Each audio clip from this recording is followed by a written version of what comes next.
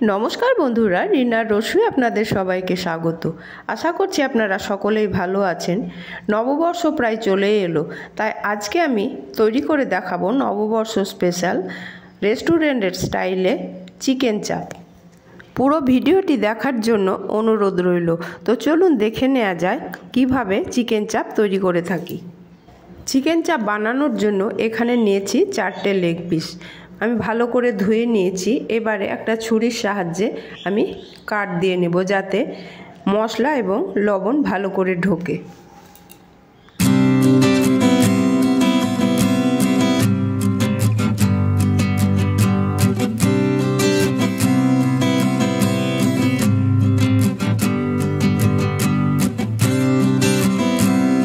Leg পিসগুলো ছুরি দিয়ে কেটে নিয়েছি। এবারে আমি মশলাটা তৈরি করে নেব। তার জন্য নিয়েছি 2.5 চামচ পোস্ত আর 14-15টা কাজু বাদাম। এখানে আমি 4 মগজের ব্যবহার করছি না, কারণ 4 মগজ আমার বাড়িতে পছন্দ করে না, তাই কাজু ও পোস্তটা একটু বেশি দিলাম।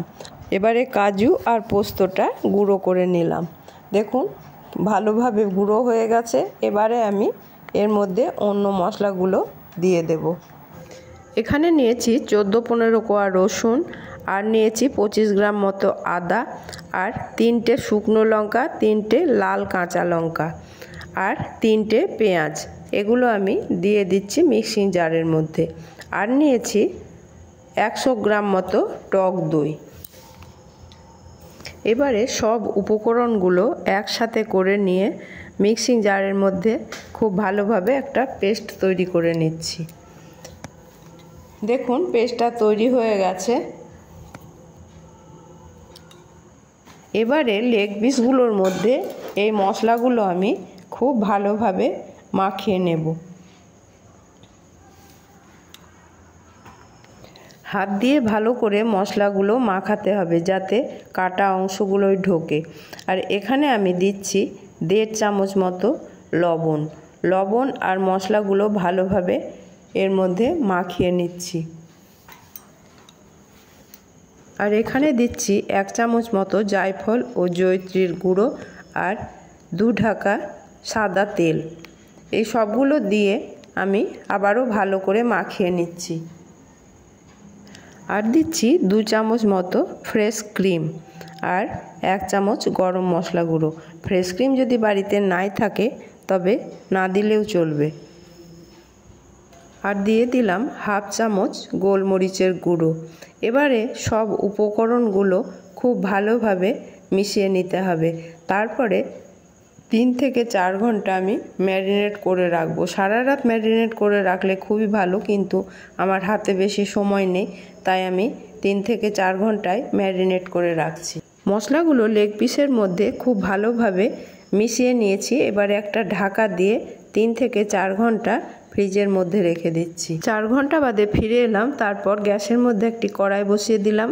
তার মধ্যে দিয়ে দিচ্ছি 2 চামচ মতো সাদা তেল আর 2 চামচ ঘি। এটা গরম হলে আমি লেগ পিসগুলো একটু ভেজে নেব। কড়াইটা আমার ছোট, তাই আমি একসাথে সবগুলো করতে পারছি না। প্রথমে আমি 2টো ভেজে নিচ্ছি, তারপরে আর 2টো ভেজে নেব। চিকেন চাপ রান্না হতে বেশি সময় লাগে না, অনেক সময় ধরে ম্যারিনেট করা থাকে, তার জন্য খুব তাড়াতাড়ি হয়ে যায়। 15 থেকে 20 মিনিটের মধ্যে এই চিকেন চাপ রান্না হয়ে যায়। একটা পাশ ভাজা হয়ে গেছে, এবারে উল্টে দিচ্ছি। 2টো চিকেন ভাজা হয়ে গেছে, এবারে এই 2টোকে তুলে রাখছি। আর ওই কড়াইয়ের মধ্যে দিয়ে দিচ্ছি আরও খানিকটা সাদা তেল। এরপরে আমি আর 2টো ভেজে নেব। বাড়িতেই যদি রেস্টুরেন্টের মতো চিকেন চাপ রান্না করা যায়, তাহলে তো মাঝে মাঝেই বাড়িতে এটা রান্না করে খাওয়া যায়, রেস্টুরেন্টে যাওয়ার দরকারই পড়ে না। সবগুলো ভাজা হয়ে গেছে। এবারে কড়াইয়ের মধ্যে আমি লেগ পিসগুলো দিয়ে দিয়েছি। আর ম্যারিনেট করার সময় যে মশলাগুলো ছিল সেগুলো আমি এর মধ্যে ঢেলে দিলাম। এবারে মশলার পাত্রটা ধুয়ে তার থেকে আমি কিছুটা জল দিয়ে দেব। এই রান্নায় জল বেশি লাগবে না, কারণ এটা ম্যারিনেট করা ছিল, আর ঝোলও বেশি হবে না, এটা মাখা মাখা হবে, তাই পরিমাণ মতো জল দিলাম। এবারে আমি লো টু মিডিয়ামে রেখে একটা ঢাকা চাপা দিয়ে দেব। এখানে 1 কাপ উষ্ণ গরম দুধ নিয়েছি, তার মধ্যে দিয়ে দেব কয়েকটা জাফরান বা কেশর। এতে কালারটাও সুন্দর হবে এবং গন্ধটাও খুব ভালো লাগবে।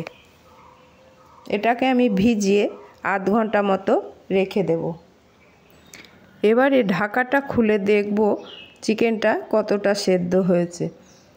দেখুন ঝোলটাও মাখা মাখা হয়ে গেছে এবং অনেকটাই সেদ্ধ হয়েছে। এবারে আমি আরেকটুখানি ঢাকা দিয়ে 5 মিনিট মতো রান্না হতে দেব। দেখুন 5 মিনিট বাদে ফিরে এলাম, কালারটাও খুব সুন্দর হয়েছে এবং সুন্দর একটা গন্ধ বেরিয়েছে, একদম রেস্টুরেন্টের মতোই।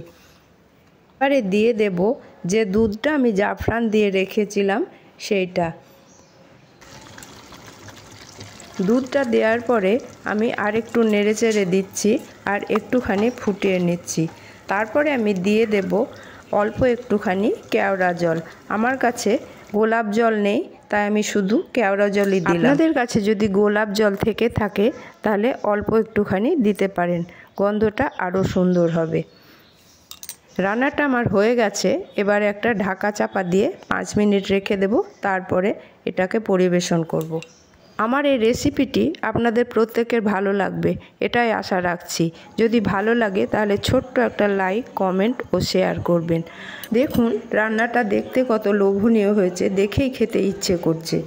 আপনাদের প্রত্যেকের কাছে অনুরোধ আমার এই ছোট্ট চ্যানেলটিকে সাবস্ক্রাইব করে আমার পাশে থাকার জন্য। পাশে থাকা বেল আইকনটা অবশ্যই অন করে রাখবেন আমার নিত্য নতুন রান্নার নোটিফিকেশন পেতে। আজ তাহলে এখানেই শেষ করছি।